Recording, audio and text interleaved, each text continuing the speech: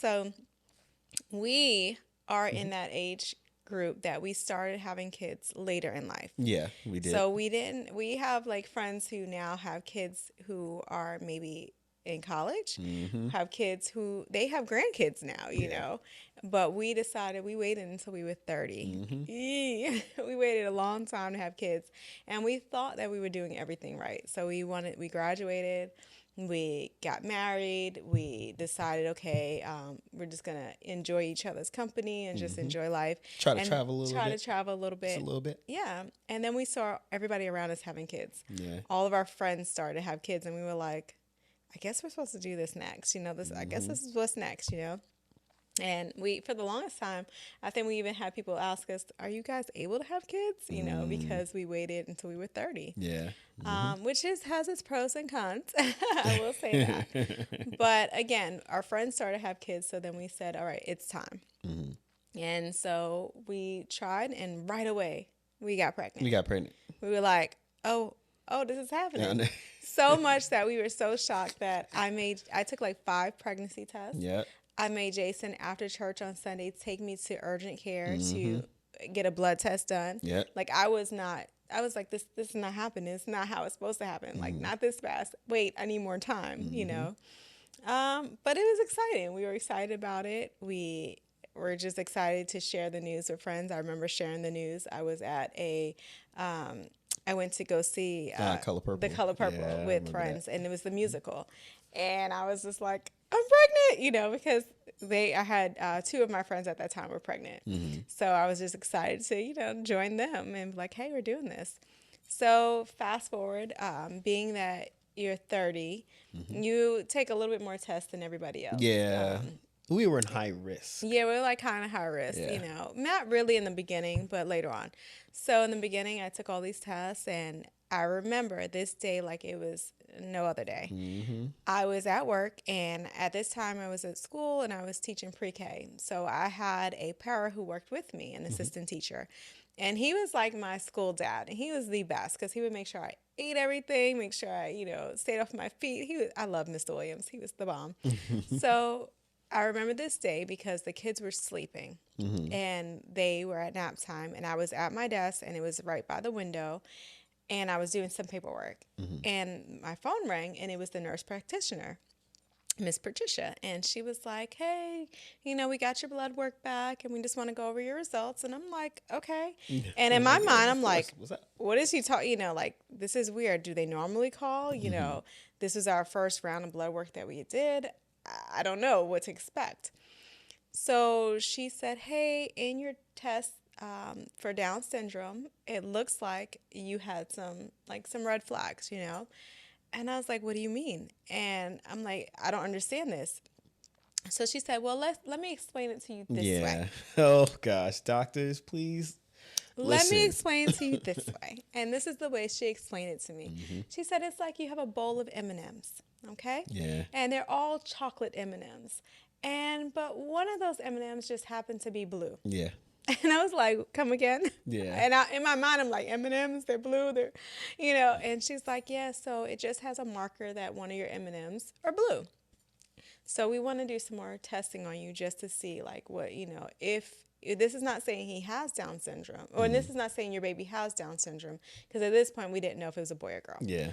It's not saying your baby has Down syndrome, but it's a possibility that you have Down syndrome. So I remember hanging up the phone, and I was like, hey, Mr. Williams, I have to use the restroom. I'll be right back. And he could tell something was wrong, like Yeah. something was off. And, you know, I could just look at his face, and he's looking at me like, what's going on? Do I need to call Jason? You know, what's happening? So I went to the restroom, walked down the hall, and this walk down the hall seemed like it was forever. I know. What would take me 3 minutes seemed like it took me an hour to just get down the hallway. I remember going into the bathroom, locking the door, and hitting the floor. And I just was crying and crying because I was like, why me? What happened? What did I do? And the only thing I could think of is, why did you wait so long to have kids? Because sometimes they'll say, oh, the older you are, the more high risk you are, you know, and I'm just like, Yeah. oh my God, it's my fault. I did this. And I remember calling you, and you were so upset. I was so mad because I told the doctors, it was written everywhere. Like, if any news comes in, like, you guys make sure to call me. In my line, when I was in corporate, I could get up from the desk. I could walk away. I could process things a little bit faster, what they're trying to say. Not saying that she can't process things. I'm not saying that. I'm just, Like, what you that trying came to out say? wrong. I'm just saying, it's like, if I'm hit all day with negative information Jason at takes work. negative news, and he can absorb where I take it, and it hits me, and like all my emotions just come running out. Where Jason will process it and be like, "All right, what's the worst thing that can happen? Yeah, like, what's the worst case scenario worst- out of everything?" And I told him, I said, "Hey, call me if anything is out the ordinary. Call me first, and then I'll explain it to." They call her at work, and then, like, you got to think about it. Teacher, and I'm around Yeah, kids. on your, like, and it's in not her the portal, end of the day. It's like, not the end of the day. It's like, what, 11 o'clock in the morning? I'm like, why oh are my you God. calling So I right have now? the whole day to go through with this news. I'm like, a you mess. gotta be kidding me. You're kidding me. So they called, and she told me, I said, okay, you know what? And we prayed about it, and we said, it's okay. We will get through this. They just said they found something. Yeah. Let's take our time. Let's, again, just process it, and we'll from there. We'll go from there. And we already knew that, look, for us, if that's what it is, that's what's... Yeah, and our faith was so strong. It was just like, if this is what God has for us, yep, He's prepared us, we are just going to deal with it. Yeah. We knew at that point in time we were going to have our kid regardless or not. Of course, yeah. And I think the hardest part, though, was that we had to wait about 2 months before we could get a schedule for the appointment to even see the next round of testing that they have to do. Correct. To see, they have to do like this really intense ultrasound. And it was about 2 months. Well, during that time, it was over like Thanksgiving and Christmas. It was. We were like, So, wait, so I'm sorry, when? What a way to start the holiday I know, season, I know. And we didn't tell any of our family members. Nope. No one knew. We didn't tell our friends. We didn't tell our family members. And the reason we did that, we did it purposely because we didn't want any outside influence to sway our decision on what we should do, or anybody coming at us and saying, "Oh, what did you do wrong?" Yeah, because again, you know that, and I have to call out my older generation here, and there's nothing wrong with that. It just may not understand how science works, and it's you would say something like that. It's like, "What'd you do?" What do you mean what I did? It's like, did you know that's like science? That's not me. That's not, we didn't do anything wrong. Like, what did you eat? Yeah, what did you eat? Something so silly. Something silly. And I'm like, we didn't want any of that. Yeah, we didn't want any of that. So I remember going home for Thanksgiving break, and everyone's oohing and ahhing, and like, aren't you guys excited to be, having a baby? And, but deep down we're holding this secret. Yeah. And we're holding something that only the two of us know and we're going through. And it was so hard because as much as I wanted to have so much joy at that time, it really took away from the pregnancy because I was just like, I would rub my belly and I would just be praying, and knowing that, God doesn't make mistakes. So if this is what it is, then this is what it is. But still at that time, I'm just like, oh my God. Yeah. And then Christmas comes. And then finally, I take off for work that day, and, my coworkers, I think they were just so sweet. They were just like, "Oh, you ready to go? Go to the doctors, And I'm like trying to keep a smile, like, "Oh yeah," knowing what this appointment is really about. Like what this is. I mean, the whole time leading up to it. Oh my God, I remember that so car 3 more ride. days. Yeah. I remember us Just praying quiet. before we got in. That too. It was quiet.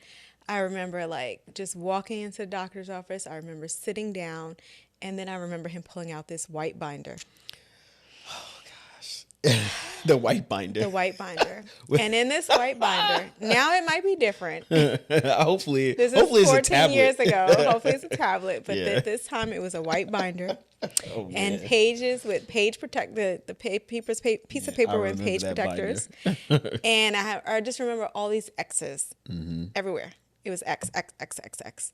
And I remember the doctor sitting down with us and what felt like 5 hours. Yeah. And he was explaining that, the X chromosome, the Y chromosome, all these X's and Y's and things like that. And he was like, why this could have happened. And he said, well, we're going to do this ultrasound. But if this ultrasound, we can't really determine, if he has Down, if the baby has Down syndrome or not, we're going to have to do the next step, which is amniocentesis, where they, and I hope I'm saying that right, they stick a needle in your belly button, they pull out some of the fluid, and then they can test that to really see. Yeah. However, if we do this, there's a chance you might have a miscarriage. Sir. Yeah. First off, can we just do what we need to do? Like, please. Can we just can you just take me in? Yeah. And, let's just do the ultrasound. And then if something's wrong with that, then we can go to the next step. No.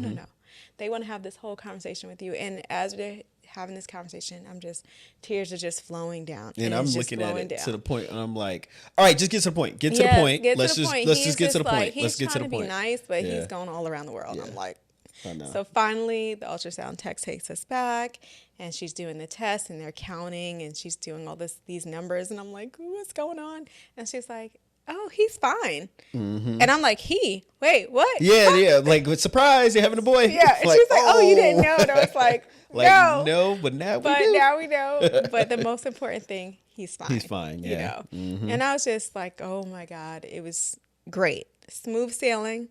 After that, we were like, okay, great. We're excited. Again, whatever the results were going to be, we prayed about it. We were going to be fine with it. But this just made it a little bit easier. Yeah. Not saying that there's anything wrong with anyone who has Down syndrome who's going through this. We're just trying to encourage someone who might be on the same journey or going through something that we went through. Again, everything was smooth sailing. We had baby showers. Yeah. We are going through the process. And then it was I guess that was 3 months from having him. Yeah, it was 3 months before you had him, and then we got the call. So it was like 6 months? Yeah, not the call. That's when you start feeling. Yeah, so I was probably like in my 6th month, I want to say, around there, 6th, 7th month. And I remember I was supposed to go to the doctor's that afternoon after work, and I had a meeting, and I'm sitting through the meeting, and I just kept feeling these pains. Yeah. I'm like, oof.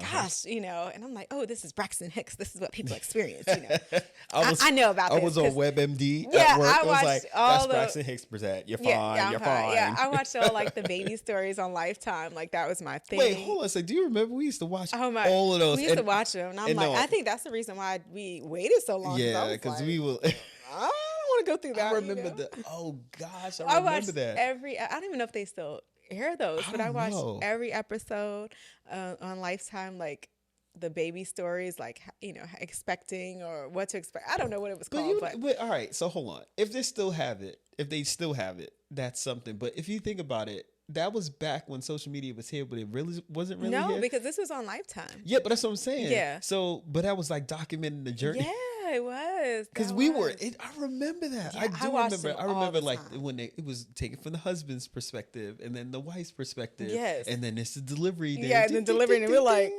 oh my God.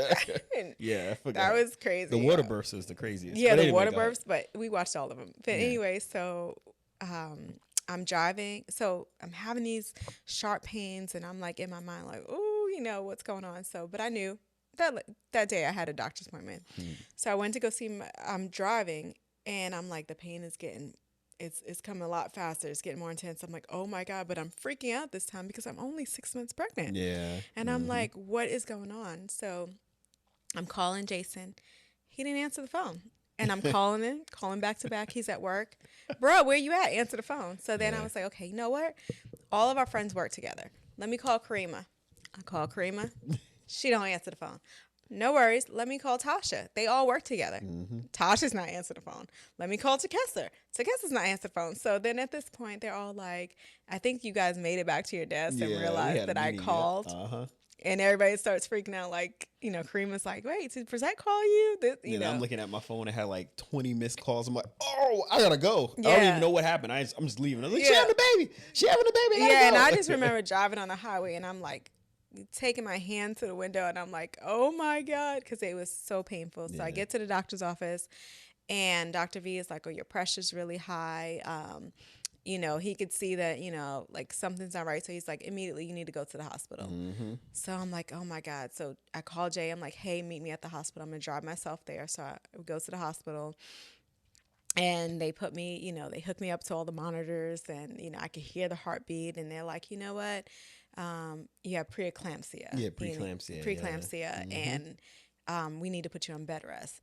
I'm not ready for this, sir. I Do you know how know. much work I have to do at school? That's what she kept saying. I was like, Yeah, I'm like, my they're kids gonna at find school. somebody Because all I else. could think about is my sweet babies at school who like drive me bananas, but I love them so much. And Mr. Williams, and I'm calling Mr. Williams. He's like, if you don't get off the phone with I was me saying and the take same care of thing. I was yourself, like, yep. he was like, we got this. And I was like, but the papers are here and the lesson plans are here. And because at this point, I'm thinking, I had all into in the school year. He's Yeah. not supposed to be here until June. I got all the time, you know, and all I could think about was my weeks that I was, you know, I hadn't taken time off. So I'm like, I'm messing up my, you know, my time. But anyway, he took care of it. I was on bed rest. It was so boring. It was horrible. The worst, it was hot. It was in Georgia. I couldn't go out. You know, people around me are doing things, and I just wanted to get out the bed and do things. And you were like, no, stay in the bed. Yep. And cell phones weren't that much fun back then because you didn't really have like Facebook on your phone and all these things to keep you occupied. You know, it was We just kind of like, did. you did, but it wasn't like how it is like- now. Yeah, you know, yeah. It wasn't like how it is so now. I'm watching more baby stories. Yeah.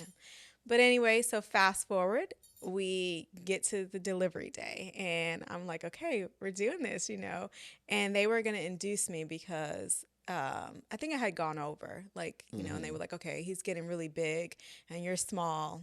So we need to kind of induce Yeah. you. So we went in. I remember we went and got bagels that morning and we're like, okay, we're going to get induced. Let's do this. Yep. You know, I'm excited. We get to the hospital, and I had told Dr. V from day one, I am having this baby naturally. G. Yeah, I'm doing this. Let's go. We got this. You know, I'm having a vaginal, you know, everything. No C-section. And Dr. V was like, you're having a C-section. And I was like, I'm not having a C-section, Dr. V. I am not. He was pulling like, me to the side. he's like, she's too gonna need to- small. Yeah. You're having a C-section. You're little. I was Wait, like, Dr. V was Vietnamese, right? Yes. Yeah. No. Or was he Thai? yeah, No, I he's don't know. Vietnamese. He's But yeah, Vietnamese. he was like, you're going to have it. That was Yeah. like, And I was like, Dr. V, you don't understand. I got this. I'm a G. So he talked to me. We would go back and forth every appointment. And he would try to tell me what I'm going to do. And I'm trying to tell him, you don't understand. I got this. This is what I'm doing. We get there. They induce me. I go through all these contractions. I was like, epidural. Natural? No way. oh man. Go ahead and order that stat. So I have the epidural. And I remember during that time with the epidural, I told them that my mouth felt numb. Like, Yeah. hey, something's not right. You know, my mouth is numb. It feels like I went to the dentist. They were like, oh, we probably just gave you too much. You're small. We gave you too much. So the nurse comes in and she's like, oh, you're all the way down to 8 centimeters. Oh, within the next hour, you're having this. And I'm like, Dr. V, I told you. Like, I told you. Here we go. And so then I remember, you know, the nurse was like, man, this should have went faster, you know. Let me come back and check you. She checked me. She's like, yeah, you're back up to like 5, 6 centimeters. Yeah, because he went back up. He went back up. And I'm like, wait, what? He wasn't ready and to then come she out. was like, oh, by the way, he pooped. And so Dr. V comes in. You ready to, you ready? What happened to C-section? He's like, I told you. I told you all this time. We could have avoided all this, you know. And I'm Yeah, like, but the thing is, you didn't mention that you were in labor for like 30. It was 26 hours. No, 27 hours. I was in labor all from one day to the next day, and I'm just like, my parents were there. I was tired. At this point, I was exhausted. I was like, I waved the white flag. I was like, and I literally said that. I was like, Dr. V, go ahead. I'm waving the flag. And at that point, his health was, you know, in danger because he had pooped and meconium and all this other stuff. So they were like, we need to really take him because this could be bad. Yep. And so I was like, okay, great. So we go into delivery. And at this point in the back of my mind, I'm still thinking, what if? What if he still has Down syndrome? What if the tests were wrong? What if they missed something? So I'm on the table and I'm laid there and I remember having him and you're like, all I hear them say is 1, 2, 3, 1, 2, 1, 2, 3, 4.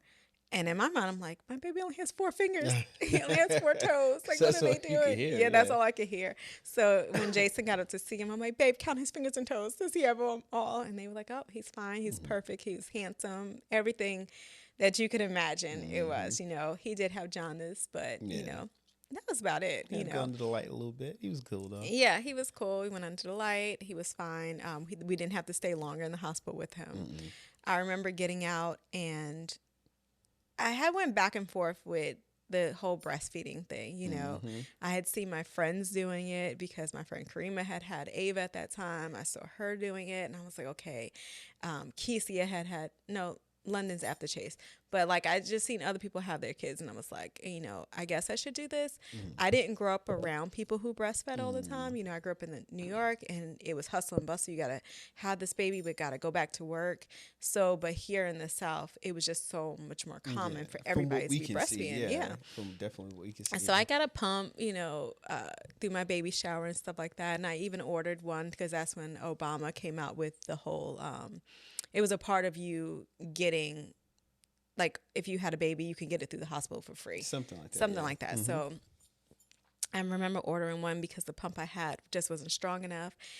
And I remember the doctors coming in and them all like trying to manipulate me and like, oh, you're not doing this right. That's why you're not getting any milk. And I'm like, I'm trying, you know, and then one of the nurses say, oh, you may be because of the C-section, your milk doesn't know to come in right away or whatever. I'm like, okay, but I am trying. So I get home and I'm trying, I'm staying up, I have the pumps on and I'm getting like this much milk. Yeah. And so at that time, we're bottle feeding because I wasn't that person who was like, no, if he doesn't get it, then he's not. God, no. Yeah. So you're feeding, my mom is helping, everybody's feeding, but I'm sitting here, I'm taking the teas, I'm taking the pills, I'm taking everything I could take to try to get this milk to go.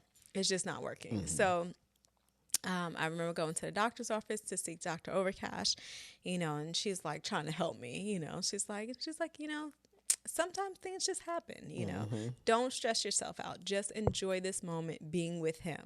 Don't stress out. So I'm like, okay, so I'm okay with it. At this point, I'm like, okay, it wasn't until I had to come in contact with people that people would make me feel bad about it.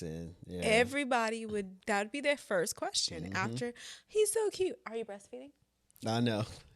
He's so cute. How much is he eating? Is he nursing all night? You know, are you having to get up in the middle of the night and nurse with him? Yep. Oh yeah. Are you rubbing? And I was like, and I would have to go through this whole story explaining over again. And it was like ripping the Band-Aid off every single time. And it was so hurtful. Oh my God. I got to work.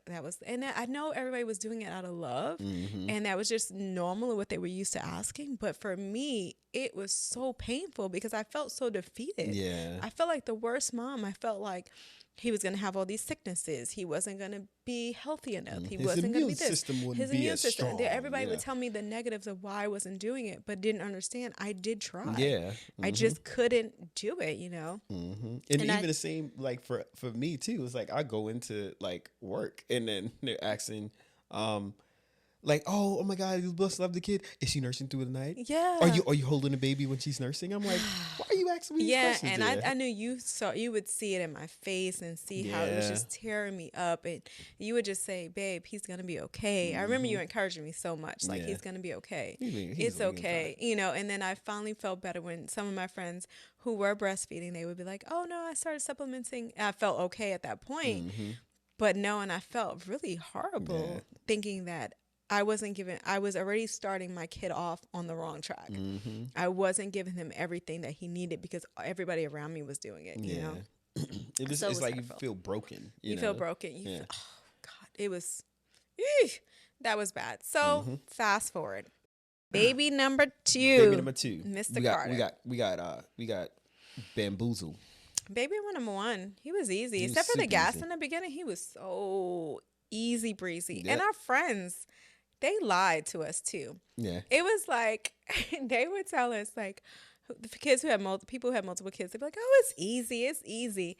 Now until we were pregnant, they were like, oh, yeah, it's kind of hard. And I'm like, thank you. It's kind of like Misery Loves Company. Like, join us. I promise you. So if you meet me, I tell you it's hard. I don't tell you it's an easy breezy thing. I tell you life is hard. It's harder, you know. You can do it, but it is hard. So I remember before we decided to have Carter, I prayed about it because what I went through, I did not want to go through again. And the biggest part of why we waited, you know, so long to have Carter or even decide for that is because I was like, you know what? I know what I went through the first time and I don't want to go through that again. I don't want to hit that wall because what if he comes, what if, it's like you're gambling at this point. Like, he can have Down syndrome because it was in the test the first time, and still at this point, we never told anybody about that story about No. the Down syndrome because we didn't want someone saying, well, why would you even try again? Yeah, like Why would you do that again, knowing that your first kid, Yep. But you grew up with a lot of brothers and you were like, I want a big family. And I'm like, I'm okay with just one. No, because you always the kids need somebody to play with. Yeah. I know I play, but still. Yeah. And I mean, I had a lot of conversations with other people who have one kid. Are you good? What do you feel like? So when we decided, it happened really fast. Yeah. Again, I was like, well, dang, I guess we were meant to have this baby. And at this time, the blood work, I was nervous about going in for blood work. I think you stressed to them this time, you better call me. Yeah, I Do think I not had like pull 4. that. I was like, hey, here's my work line, my cell phone. Yeah, you would like, don't pull that mess again. Just Yeah. call me if anything. But then blood work came in and everything was good. It was smooth sailing. It with was him. smooth. Yeah. Life, this pregnancy was not like Chase's. To the fact that I wasn't as big as I was the first time. I didn't tell anybody at work. I think 2 of my coworkers knew. My principal so knew. Crazy still. My Every time I hear this, I'm my like, closest teammate knew. Miss Landis, she knew, and Miss Cartwright, because I would always go. She had 2 boys, so I would always go to her with advice, and my principal. So it wasn't until Carter was due in September. It wasn't until the end of the school year when we're at post planning. And my principal was like, dear God, can I please let them know? Can I please tell everybody that you're expecting? And I would always get these crazy looks. People would be looking at me like, maybe she's just gaining weight. I don't know. Like, wait, I don't want to happening? ask, but I want to ask, And I would just wear clothes that no one could tell. Like, I'm a high schooler and I'm a teen. I know, Like, it was so funny. you're It was not like I was a married. teen pregnant. I got pregnant like as a teen and I was trying to hide it. Why? I don't know. Why didn't I just embrace and enjoy this pregnancy? I don't know. Don't know. And so she finally told everybody and everything was good. We had a planned C-section. I didn't have preeclampsia. It was just easy breezy. Yeah. And I was like, oh, okay. To the fact that I was like, I could try this again, probably, even though we are still later in life, even though I'm at the geriatric, part of going through everything. Okay, back up a little bit. I guess maybe I should tell the story about church while it happens. Or should I? Well, you again, no, because this was right at the end when we were, when you had your last hurrah, So, that Sunday, I will never forget that day. That Sunday before I'm about to have him. Before the scheduled C-section. Before the scheduled C-section. I had planned the whole day. Like, I knew what I was doing this day. It was my last day of freedom, and I'm enjoying it for me because it's all about me this day. It's been everything about baby showers and us as a couple and us as a family of 3. Now we're about to be a family of 4. So I had planned with my girls, my friends, we're all going to Copeland's for a brunch, and this is what we're doing. I'm coming home. I'm having a lifetime Sunday. Blah, blah, blah. I think we decided to make some cookies, something, whatever. Yeah, we had it all planned out. We had it all planned out. Like, I'm eating everything I want to eat, and I'm going to lay in the bed, and it's all about me. Chase wakes up that morning. Mommy, I want to go to Jesus' house. He did. Come again? Because that wasn't in my plans. Like, I didn't plan for that. It was just about me that Sunday, So then I'm like, okay. I'm like, you sure, bud? He's like, no, I really want to go to Jesus' house. And I'm like, how do you tell him no? Yeah. Because he's asking. So I was like, okay. So then I was thinking if I wake you up, you would say, not today, bud. Let's just relax. Let mommy have her day. And you got up all chipper like, I was like, let's go. Let's go. And I'm just like, well, if we're going, and I'm all upset about it. If we're going to the 7 a.m. service because I have plans, da-da-da. And at this day, we get dressed, everything is smooth. Yeah. And I'm like, you know what? So in my mind, I'm like, God wants me to go to church. There's a reason I'm going to church. I'm about to hear the message that's going to change my life. It's a reason. Right? Yep. We get to church, and I will never forget the service. Pastor Mimi was up, and she was talking about Pastor Saylor, and at this time he was really sick and he was in and out of the hospital. And this particular time she was in the hospital and she was standing over him and she was saying, Lord, I'm not ready for him to go yet. Lord, please don't let him go yet. I'm not ready. Lord, I'm not ready. I'm not ready. So me leaving church, I'm like, God, that was a good message, but it don't have nothing to do with me. Like, I didn't get anything out of it. And I'm like really trying to, like, the music was great. Okay, maybe I was there for the music. I was there because the music was what It's I was all about supposed to the listen. worship.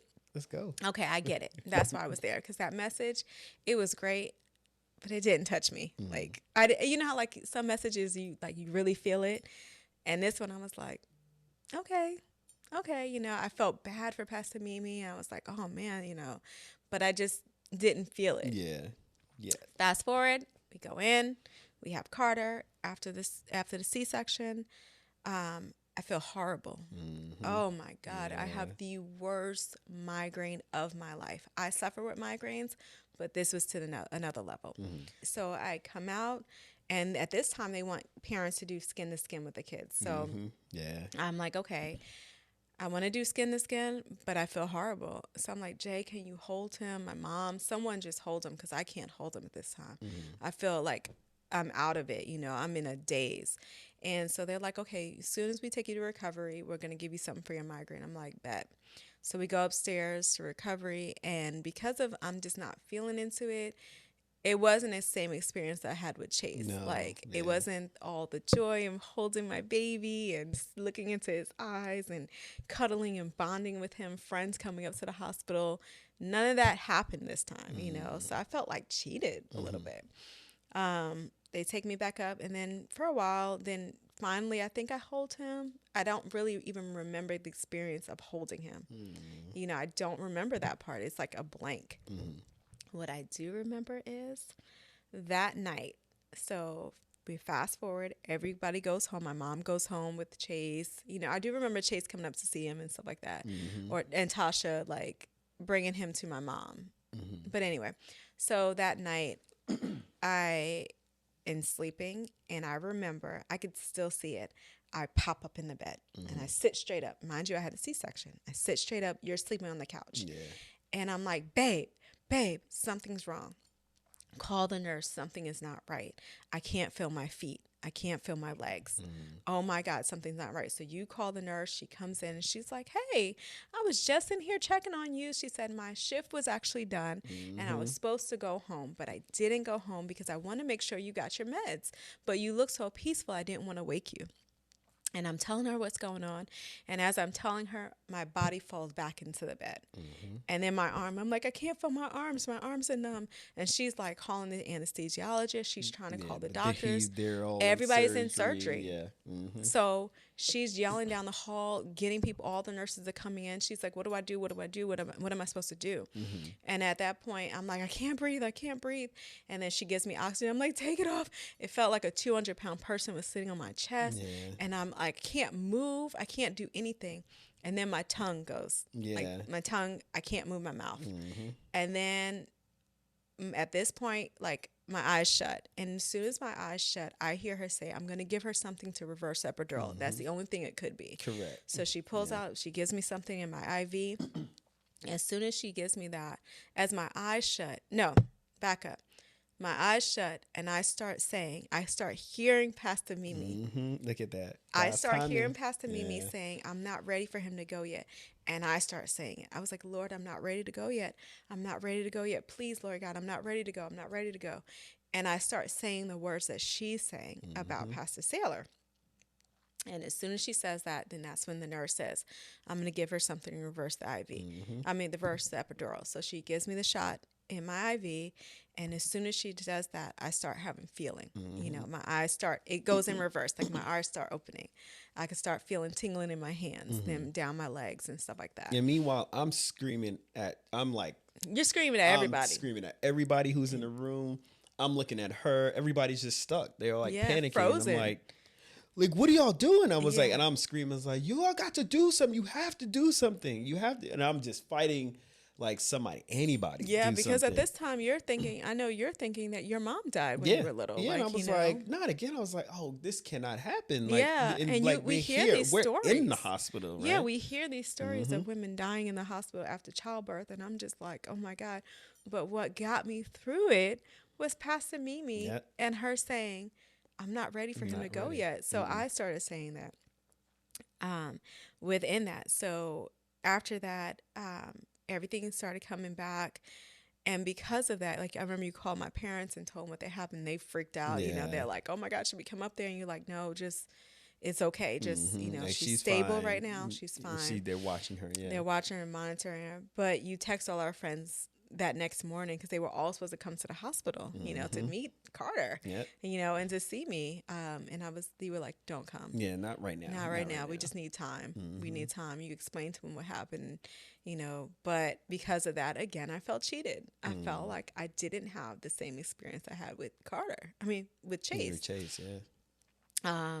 And even to the point that we didn't really get to hold Carter much because he had jaundice so badly. It was bad. So he was Yeah. under the lights like a long period during Yeah, the day. I remember us doing photos in the hospital with him, but that was really about it. No, because we And did we the stayed photos, extra yeah. time at the hospital, which I know people knock the hospital, but I enjoyed Yeah, every she did. She didn't want it. minute. She was like, "What? I have to leave? I have to leave. I don't want to leave." No, y'all bring me food. Y'all bring me Yeah, everything. they take the baby to They change take it. the Like, wait, you guys are baby taking like the I baby know to now change they it? changed it because like I had a friend who I was like, "Girl, don't you love being in the hospital?" She was like, "No," because they made me sleep with the baby all night because they wanted us to have that connection. I was like, "Oh, no, they wheeled that baby out at night, and I got to Change and come sleep. back They and changed him. sleep, and we'll They put did him in the nursery. everything. Yeah. Yeah.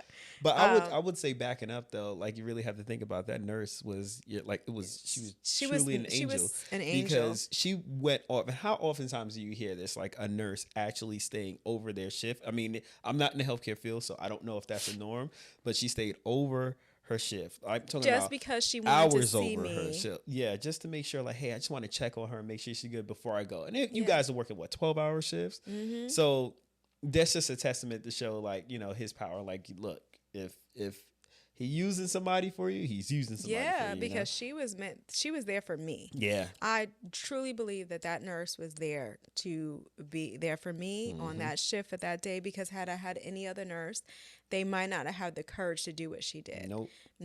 Or the knowledge to do what she did. So I'm so grateful for that. I'll forever be grateful. Forever be grateful. But the crazy thing is, like, moving forward years later. Well, no, but even before that, because before that, the journey after coming home with Carter was still rough. No, yeah. Yes, It yes, was yes. a Oh my rough, God, yeah. and I went through now, I didn't know at the time, but I was battling postpartum depression badly, and it started from the hospital. It started from I didn't connect with him at the time. Again, breastfeeding was an issue for me, so I'm dealing with that. And then we got home with him, and I remember because we stayed downstairs, and Carter and my mom and them were upstairs because it was just with the C-section going up and down the steps. We just laid on the couch and stuff like that.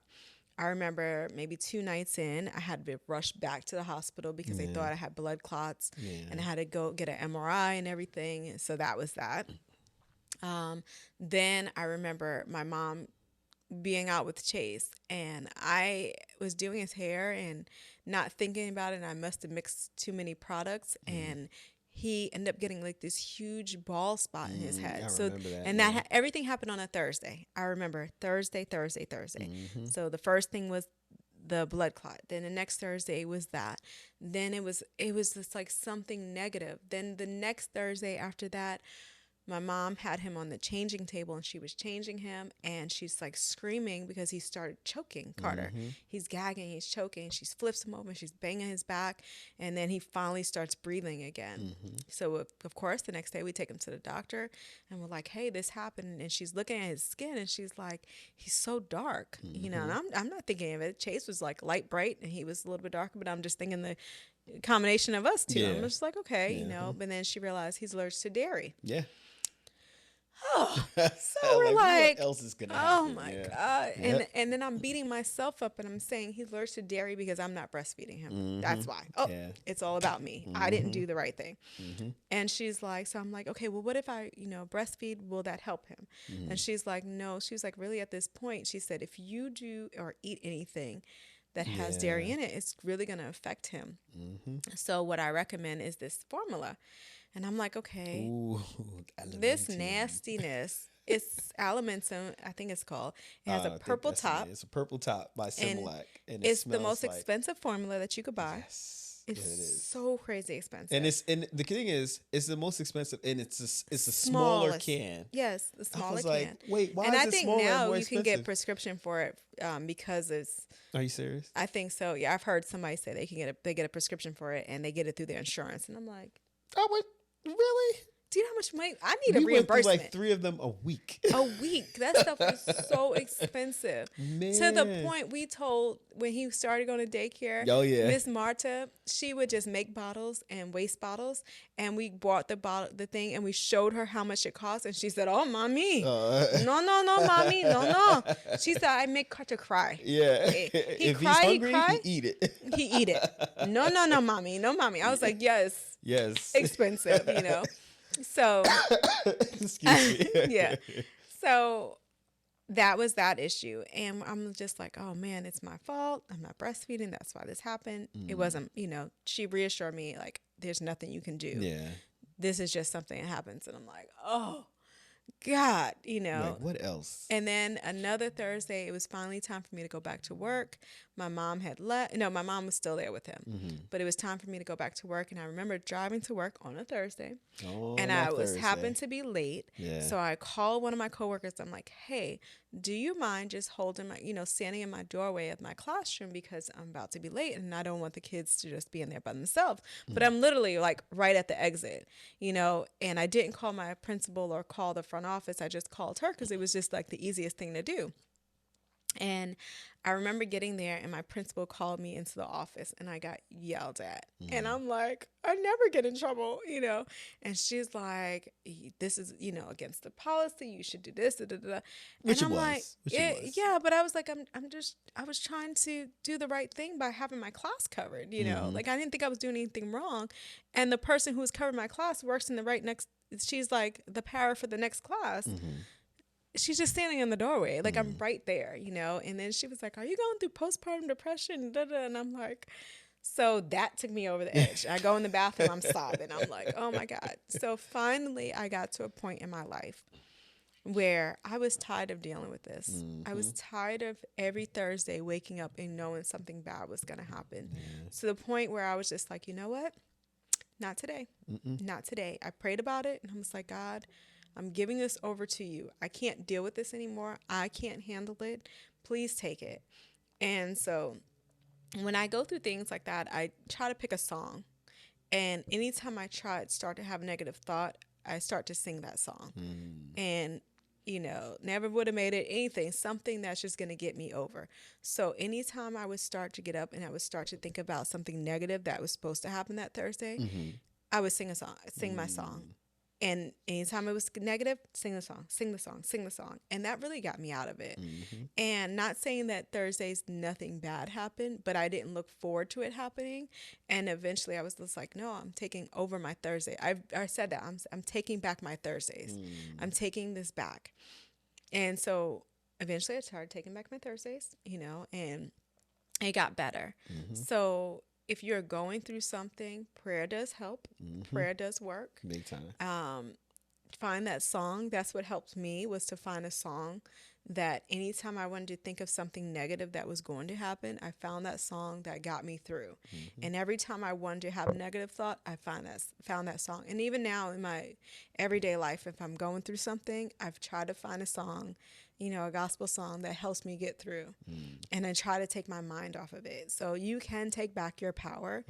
Get that help that you need. Don't be scared. I think then it was so taboo to say you had postpartum. Like people didn't want to talk about it. It was almost thought of as something mentally was wrong with you, or even I tried to bring it up to someone and she was like, "Oh, just sweep it on the rug," and I was like, "Oh, but I was going through something. It was real, you know." But find that support system. Don't be scared to talk to people about what you're going through. Don't be scared to take that time. I do wish looking back, I wish I would have taken more time to be at home with Carter, because I didn't have that bonding experience with him in the first thing. I thought that I had to get back to work. Being a teacher, you feel like you are taken away from your kids in class. And I thought, because it was at the beginning of the school year, I didn't get to set up I did set up my classroom because I waited until September to leave, right before I had him. So I got to set up my classroom rules and routines, but I felt like my kids were missing out because I wasn't there with them in the classroom. And they had a sub who was there, and she was great, but she wasn't me, And it's not you. Yeah, it's not me. And, not that my principal was forcing me, but it was like, hey, when you coming back, So I didn't take that extra time that I should have just taken, because I needed that time. Yeah. But I wanted to be a superwoman. I wanted to be super mom. I wanted to go back to work. I wanted to teach my kids, be a mom at home, do this, do that, when I really needed to take that time for me. And I really needed that time to bond with Carter because it took me a while to really connect with him because of everything I went through, And like I said, I had a good support system. Oh, another bad thing that happened was I forgot about this one. Remember the shot? He had one of his shots, vaccine, one of the shots, and it completely burned his bottom. Yeah, to the point where your mom had to fly back. My mom had to fly back. It was so crazy. It was so this crazy. didn't happen with kid number one. Every kid is different, but every kid is different. Every pregnancy is different. Please, if you are out there, do not ask people, are they breastfeeding? Not unless you know for sure that they are breastfeeding. And I would or say, they want to. Some people don't want to. They don't. They just don't. And it's okay. And it's like okay. People. That's the thing. I know a lot of times we give advice, and advice is cool, but not everyone needs your advice. Yes, they just don't. Keep it to yourself. Yeah, keep it to yourself. or before you say somebody you should do this. Do you know if they already did that? You should ask the question like, I'm not too sure, but have you looked into oh yeah, I actually have. Okay, or maybe if they ask you for advice, you give it to them, but give it to them. Hold off on it. Too much advice sometimes is just too much for people to handle. And I would say this other thing too is, please, I know you talked about the breastfeeding, but really take into account if you asking somebody, are you gonna have kids? Like, again, married couples, you just saw them get married, they're walking down the aisle, and you know, get that 2 a lot weeks at later, weddings. I get that all the time. Like the speeches, like usually I was like, you guys just got married, like you've been dating for a year, you got married today, and then everybody in the speech is like, I can't wait for you to have some kids. I'm like, give them some time, because Let them get to know each other. Yeah, they got to know each other. But if you see a couple and you're like, oh my God, I love being around them, and they don't have any kids, they really should have kids, they need a blessing of kids. That is true. However, you don't know what that person or that couple may be going through if they are trying to have kids. Like, you don't know how sore that subject may be. Maybe one person wants to have kids versus the other. You just don't know. So before you go out and just say, you guys really need to have kids, oh my God, you guys with a kid would be perfect. Oh, you should have a little girl because she's gonna be so cute. Perfect. Oh my God, your hair, your hair is perfect. He needs to have a little girl, a little boy, because his hair is gonna be like the most superficial things and the superficial reasons why to have a kid. Because, like, you get that thrown at you. Because forever, as soon as I went back to work, oh, you gonna have more kids? Are you guys ready to have more kids? First off, Pump Breaks just had one. Yeah. Now I have two, and this is a lot. And people lied to me. This is not easy. This is not easy. Breezy, lemon squeezy. This is a lot of work. Diaper bags and everything are real. But before you ask that person that, you never know what it's gonna rip that Band-Aid right back off. Yep. And for me, every single time, it took a while for me to get over. Even after Carter, people asking again, when are you going to have another baby? Are you guys planning for a third one? And I'm like, no, no, not at this time. And I would never tell people why, because it was so personal, like what the experience we went through. I almost died. And it wasn't until fast forward. Yes, that's what I was about to say. It wasn't until, I would say, about maybe, it was last year. Yeah, last year, Fat Joe did a podcast. I think he did it with The Pivot. Love that show, by the way. But he was talking about his sister who died. And when he was talking about the story, I was like, oh man, I didn't know his sister died. Come to find out, his sister died due to the fact of the epidural. So what is called, because we asked the doctors, we asked the anesthesiologists, we asked everybody, like, what does that name look like? And they're like, I don't know. Maybe we just gave her too much, and that was the thing. But it turns out it's a thing where the epidural goes in reverse, and that's what happened. But unfortunately, sorry to hear, but it went reverse on And his sister, Jason and she described died. it to a T. He was no, like, I didn't. No, I mean, he described it to everything a T. that Yeah. happened to a T. He said it started in her feet, Yep. then it went up to her legs, then it went up to her arm, then it went up to her face, and once her eyes shut, it went to her brain, And went to brain, and she lost dead. oxygen. She was And brain I was dead. like, I'm mine made it to my eyes because my eyes closed, and it was just at that moment when I was like, God, I'm not ready yet. I'm not ready yet. My nurse pulled out something. She gave it to me, my IV, and everything reversed. And so we're saying that like, whew, that when you told me that, I was like, what? It wasn't until that moment when you said that I was like, I could have died. Yep. It was the moment you told me the story from listening to the podcast, because you're really good about listening to things that give you information, not just junk music and stuff like that. But that was just like, oh my God. So it was like a sense of, to me, like, you weren't crazy. Like when you were telling, when you were just going through this story, you weren't crazy that thinking that, oh my God, did I almost die? Because you could have almost died. Almost did. Like, whew. And we couldn't, like, this whole story and going through this, like, we love our boys to death. Oh gosh. And we wouldn't be able to see life without them. Like, we love them. But it is hard. It's hard. Stop lying to people. It's hard, especially when you really don't have a lot of family that live in your state or close by. Or very close by. Yeah, you're doing everything. Or you don't really want to, and that's our fault too. We don't want to, like, hey, can you watch them this weekend so we could do this, this, and that? Because we feel like it's their weekend too, Yeah. But please just be careful. Be careful. You never know what Band-Aid you keep ripping off for somebody, that someone's going through their healing journey, and you are the one who is making that journey a lot harder for them. They're going through a process and they're trying to heal, but you asking those questions, and you're doing it out of love because you know that they would make a great parent. You're doing it out of love because the world needs more kids. Yeah. But you just don't know. You guys have a perfect size house for the kid. Yeah. You have 5 But bedrooms. they maybe You need don't more want kids. So like, it just like, again, A lot of I people just don't don't want understand kids. the reasons Like, behind it. I would understand if it's something else, but the reasons behind it, like, yeah, but it makes no people sense. sometimes just don't want kids, and that is okay. It's their prerogative. No. Dun-dun-dun-dun-dun-dun.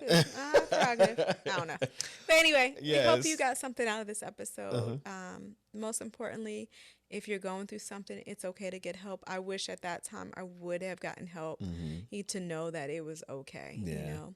Because I think what would have taken, instead of it taking like